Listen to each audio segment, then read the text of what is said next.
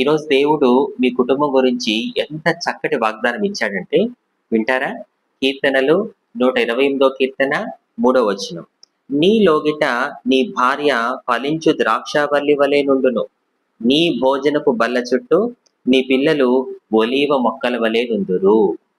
తాళి కట్టిన మీ భార్య ప్రవర్తనలో మార్పులు ఉన్నాయని, నువ్వు అలాంటి దానివి, నువ్వు ఇలాంటి దానివి అని తిట్టే బదులు ఈ వాక్యాన్ని ఎత్తిపట్టి, దేవా నా భార్యని ఫలించు ద్రాక్షావల్లి వలె మార్చయ్యా అంటే తప్పకుండా మీ భార్య ఎంత మొండిదైనా, ఎంత గయ్యాళిదైనా దేవుడు ఆ విషయంలో మార్పు తీసుకొస్తాడు.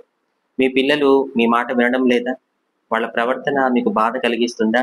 ఈ వాక్య ప్రకారం యేసయ్యా నా పిల్లల్ని ఒలీవ మొక్కల వలె ఎదిగించయ్యా అని చెప్పి మీరు ప్రార్థిస్తే ఖచ్చితంగా మీ పిల్లల్ని దేవుడు ఆశీర్వదిస్తాడు. మీరు ఎప్పుడైతే కుటుంబంలో దేవుని వాక్యాన్ని ఎత్తిపట్టి ప్రార్థన చేయడం మొదలు పెడతారో